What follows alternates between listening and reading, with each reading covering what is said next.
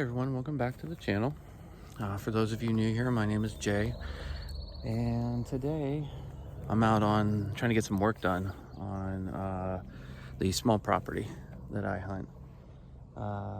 Just gonna check on a few of my stands that I have out here, put out some trail cams, check on the mock scrapes. Well, I can't talk today.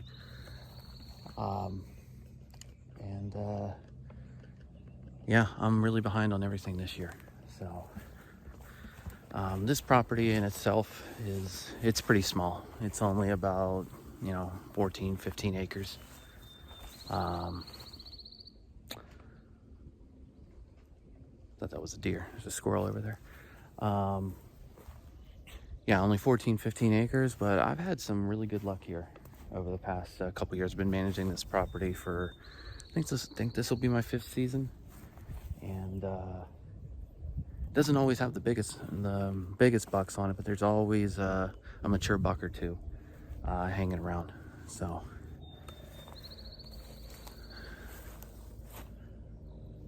trying to find my freaking path. It's always fun this time of year when everything's really grown up.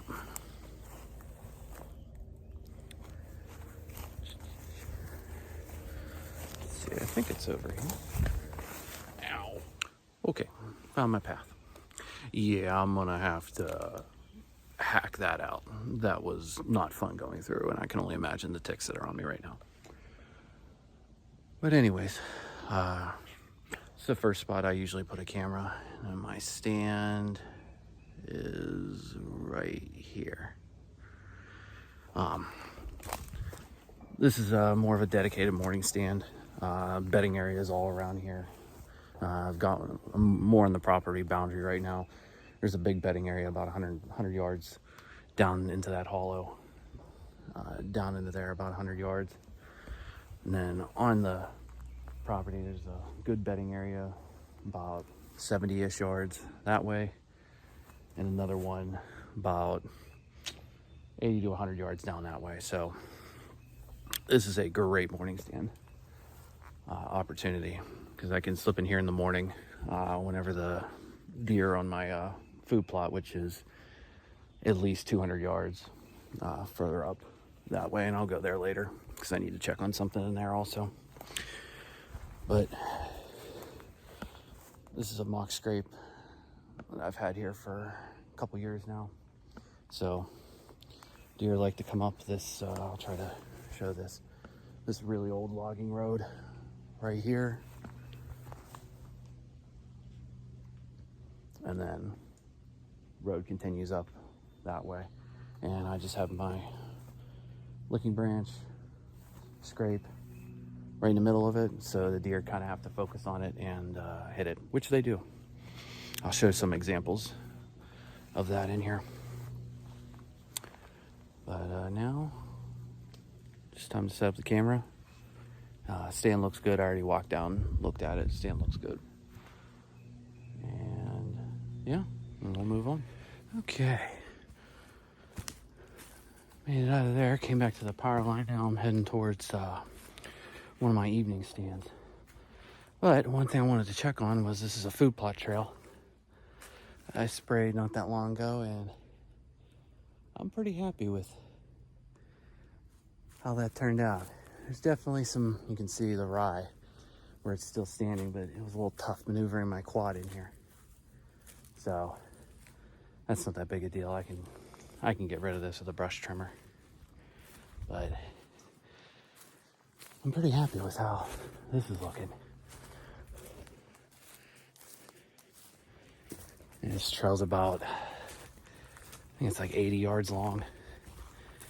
And it just winds through here.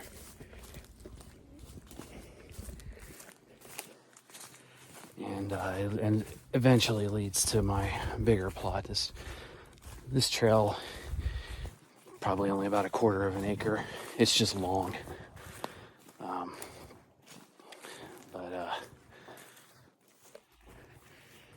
And this is where my next camera is going to go. Right on that tree. That tree right there.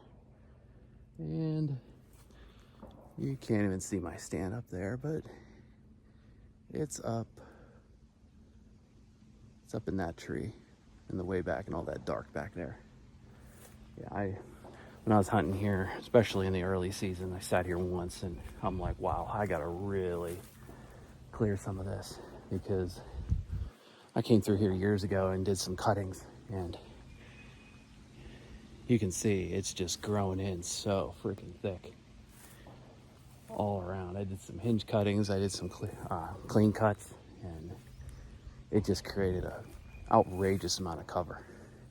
Good thing, but not good if I can't shoot them from my freaking stand. So that'll be another job for me at some point. All right, let's get this camera set up and probably rough up that scrape a little bit because you can't really see it at all. And then we'll head down to the big plot because I want to see how my spraying affected that. Coming down here to check the food plot, and I got some guests. Oh, there goes Mom back there.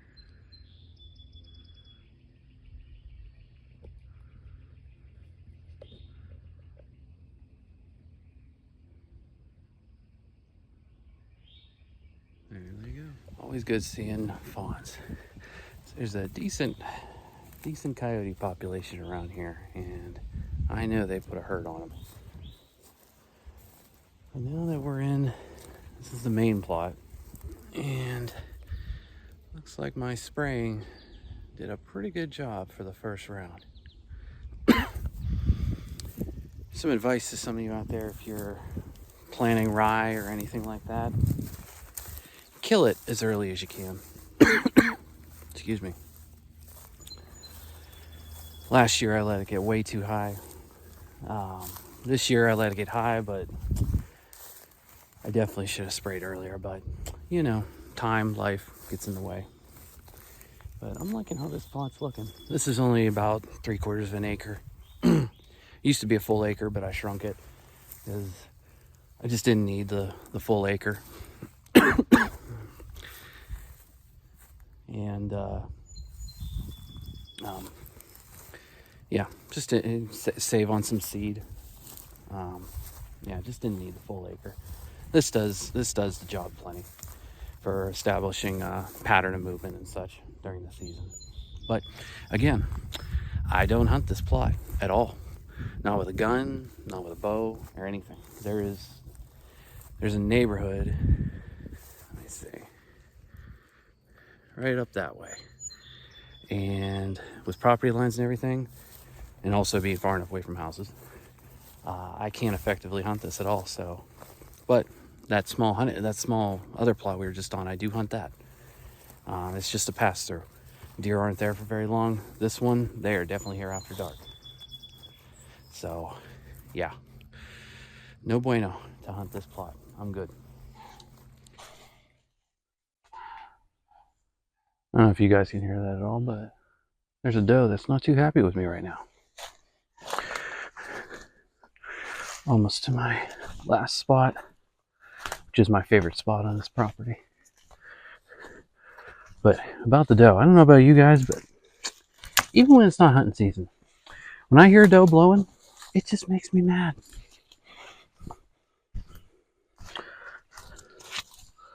So obviously during hunting season, we all know what that means. All right, we are here. Let's see, can we see my stand? Yeah, right there. It's pretty hidden, nice and tucked in, because it's close quarters here. Like where this mock scrape is right here. It's like probably a 14-yard shot, but because of this crazy terrain right here, that goes straight down, becomes really freaking steep. That's where I access from. It's a good time, let me tell you. Yeah, it goes so freaking steep down there, and obviously as you go further down, the trees get lower and lower, and I can only go so high up a tree. So Me and my one buddy, we settled on that tree right there, and it served me well. This is my favorite stand. There's a bedding area, which is probably why we hear the doe blowing, about 65, 70 yards up from here, up that way. And then there's another big bedding area out about 100-ish yards, 120 that way. So this is just a big ridge system up here, and I'm on the edge of it, and it's a really good morning stand.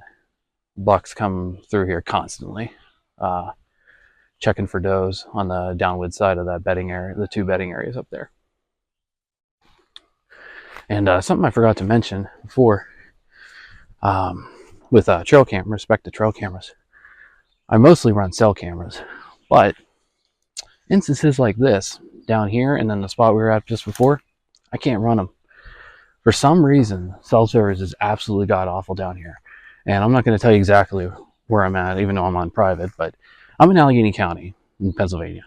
It should not be an issue, but it is for some reason. So I have to run non-cell cams down here, which is fine. Whew, just got back to the truck. Man, it's getting hot out there. I realized I forgot to do an outro. So thanks for watching, guys. Don't forget to leave a comment down below. Let me know what you guys are doing right now in regards to trail cameras, getting ready for deer season. It's going to be here before we know it. And maybe you're as behind as I am. No judgment if you are. I'm always behind. Thanks again for watching. I'll catch you guys in the next one.